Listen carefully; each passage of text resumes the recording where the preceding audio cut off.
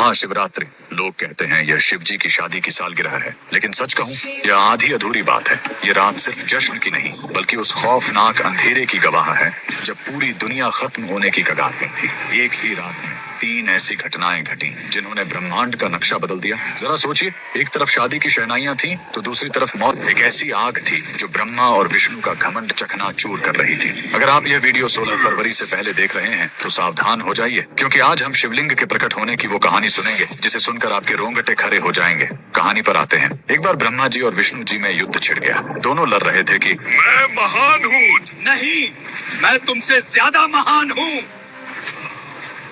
उनका यह घमंड जब दुनिया का संतुलन बिगाड़ने लगा, तब अचानक उनके बीच एक विशाल अनंत अग्नि स्तंभ प्रकट हुआ। वह आग का एक ऐसा खंभा था जिसका न कोई शुरुआत था न अंत। उस स्तंभ से एक भारी आवाज आई, जो मेरे आखिरी सिरे को खोज लेगा वही महान होगा।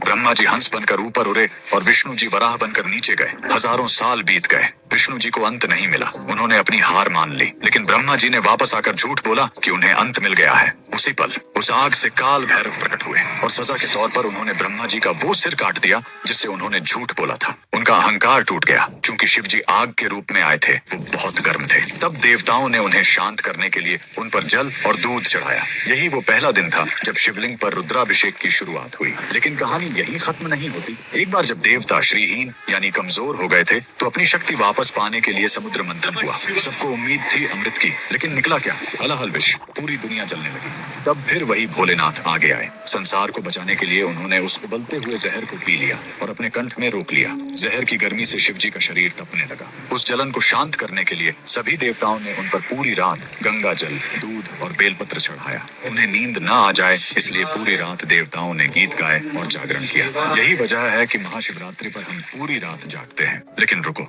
ये रात इतनी डरावनी भी नहीं है। इसी रात प्रेम की जीत भी हुई थी। जब माता सती ने अपने प्राण त्यागे थे तो शिव जी पूरी तरह टूट गए थे। वो वैरागी बन गए, दुनिया छोड़कर समाधि में चले गए। तब माता सती ने पार्वती के रूप में जन्म लिया। उन्होंने हजारों साल तक कठोर तपस्या की, सिर्फ अपने शिव को वापस पाने के लिए। आखिरकार भोलेनाथ पिघले। इसी महाशिवरात्रि की रात वो वैरागी फिर से दूल्हा बना